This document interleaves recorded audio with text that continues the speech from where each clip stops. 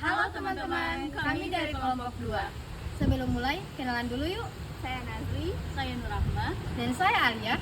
dan kami semua siap membawakan materi tentang penggunaan Notion yang seru dan menarik. Buat kamu yang masih baru menggunakan Notion, tenang aja. Di sini aku bakal jelasin langkah demi langkah, mulai dari rasa banget sampai kamu paham dalam menggunakan Notion untuk kebutuhan kamu sendiri. Jadi siapin kopi kamu, duduk santai, dan yuk kita mulai belajar bareng gimana cara bikin Notion jadi otak digital kamu. Yuk kita mulai dari yang pertama. Berhubung ini adalah proyek kolaborasi atau proyek bersama, jadi kita klik start kolaborasi untuk mengundang tim kita. Di sini saya kasih contoh, saya akan mengundang teman saya, yaitu Najlin Napo, kemudian invite, dan biarkan mereka akan bergabung sendiri. Kemudian untuk membuat halaman pertama, kita klik new page, kemudian klik tambah.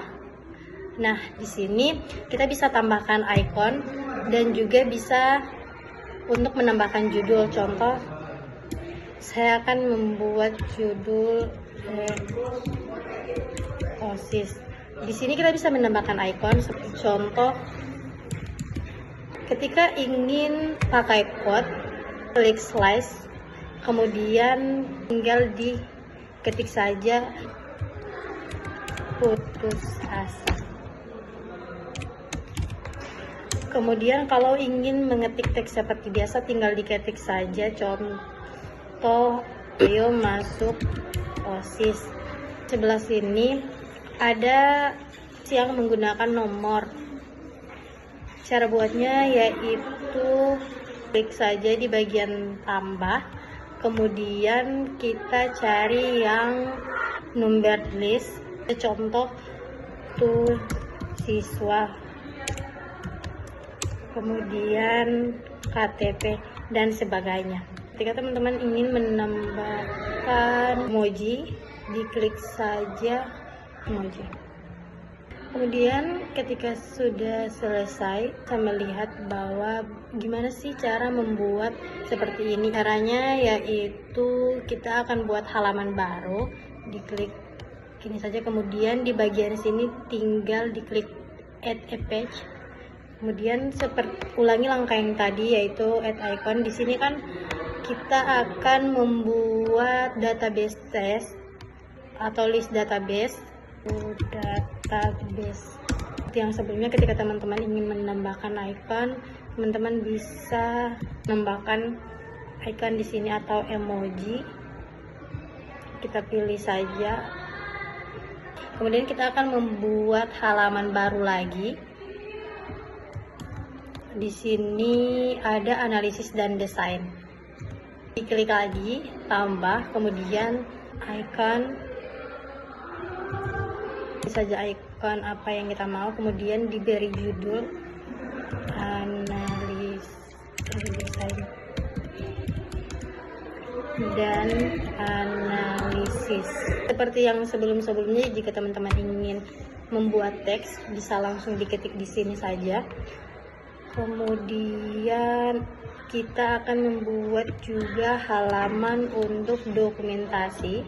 Seperti tadi, buat halaman baru, pilih icon di sini saya memilih icon kamera, kemudian saya ketik judulnya yaitu dokumentasi. Kemudian ditambah lagi untuk halaman baru yaitu finalisasi dan presentasi. Klik tambah, kemudian diketik judulnya finalisasi dan presentasi. Kemudian gimana sih caranya untuk buat analisis desain seperti ini? Nah, di sini kan kita menggunakan number list seperti yang tadi saya sudah contohkan. Jadi teman-teman di analisis desain, di sini saya akan mengetik seperti biasa kebutuhan sistem apa saja. Nah, kemudian untuk kebutuhannya, untuk listnya kita pilih saja. Contoh, saya kasih contoh di sini, desain sistem berwarna biru dan seterusnya. Dan bagaimana sih agar tampilan bisa seperti ini atau bisa mengupload foto? Caranya yaitu kita klik kemudian galeri view.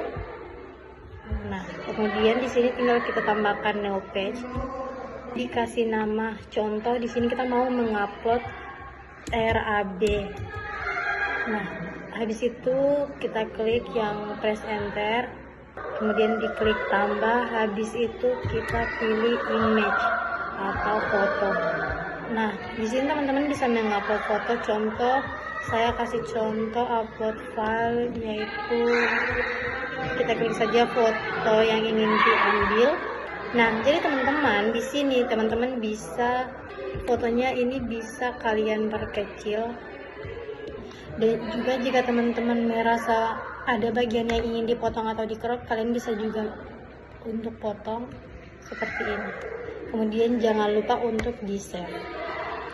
Fotonya akan muncul seperti ini. Nah, begitupun selanjutnya, contoh mau upload dokumentasi dari flowchart, klik saja terus please press enter, kemudian diklik tambah, diketik image, habis itu dipilih upload file, kemudian pilih saja foto mana yang ingin dipilih.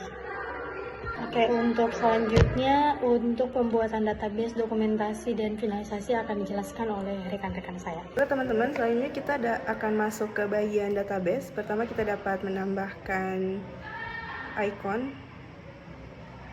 contoh, kemudian dapat kita beri nama,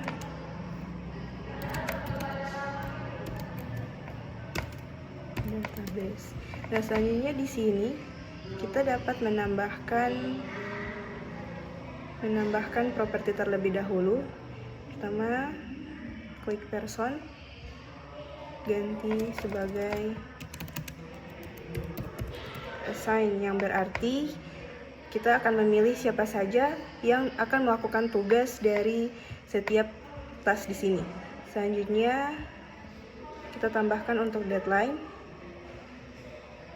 Selanjutnya ada kategori. Selanjutnya ada status. Contoh kita isi di sini sebagai kick off meeting and project. Kita bisa memilih type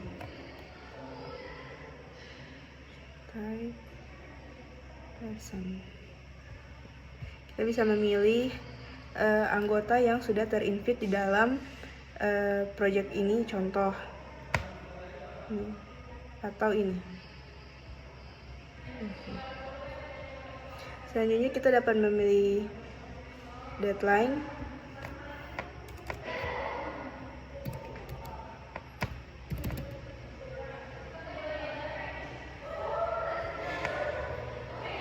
Contohnya hari ini. Untuk multi kita dapat memilih project, contoh project setup.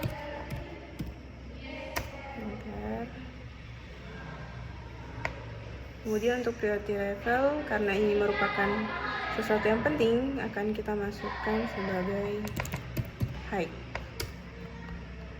Untuk menambahkan list, kita bisa tambah di sini. Misalnya analisis kebutuhan pengguna.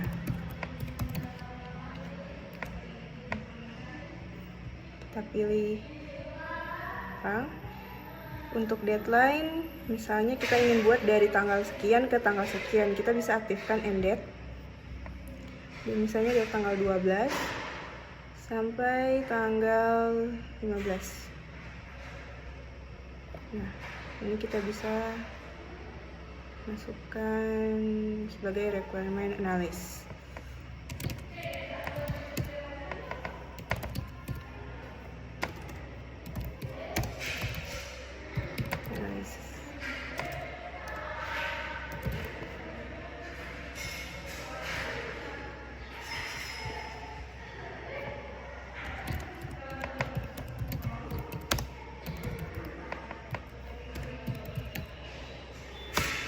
Enter. Priority kita bisa pilih mungkin medium. Ini bisa kita ganti in progress. Nah, baik teman-teman, mungkin itu saja. Kemudian kita bisa tambah untuk pembuatan board. Selanjutnya untuk menambahkan board dan timeline, kita dapat menambahkannya di sini. Tekan board. Nah, maka di sini akan menampilkan setiap project yang belum dimulai, yang in progress dan telah selesai. Kemudian kita juga dapat menambahkan timeline. Nah, maka tampilannya akan seperti ini.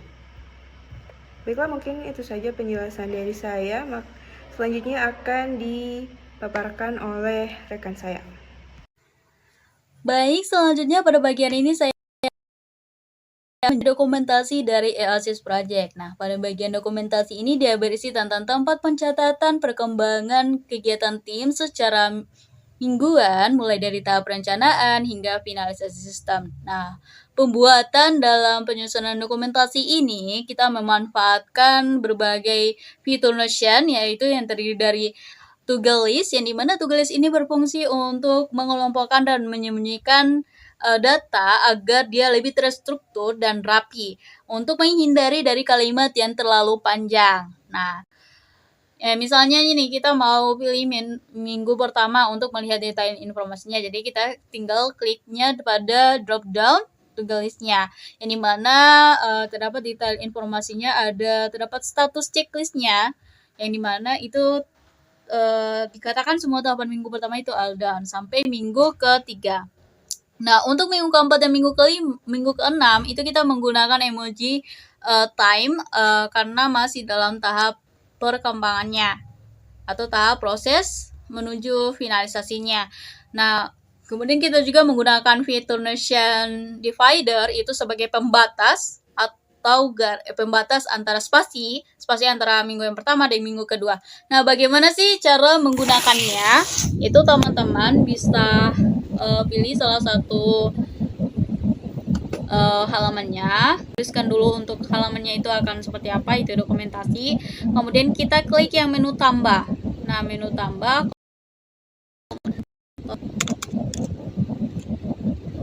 nah kemudian tinggal teman-teman bisa masukkan untuk teksnya tersebut. Nah, seperti ini. Kemudian sih bagaimana sih untuk memisahkan antara minggu pertama dan minggu kedua untuk pembatasnya. Nah, teman-teman bisa tambah lagi dengan cari namanya divider. Nah, di sini kita bisa lihat bahwa divider itu seperti garis pembatasnya. Nah, kemudian kita bisa tambahkan lagi untuk minggu kedua, itu dengan menambahkan draft tombolnya.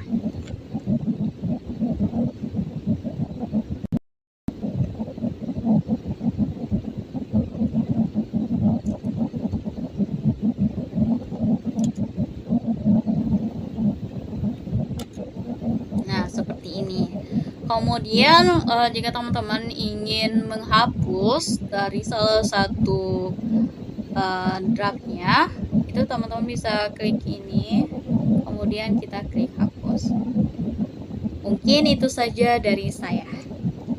Baiklah teman-teman, itu dia penjelasan singkat mengenai tata cara penggunaan Notion. Semoga video kali ini dapat membantu kamu untuk memulai perjalanan produktivitasmu. Terima kasih udah nonton sampai akhir. Stay productive and see you in the next video.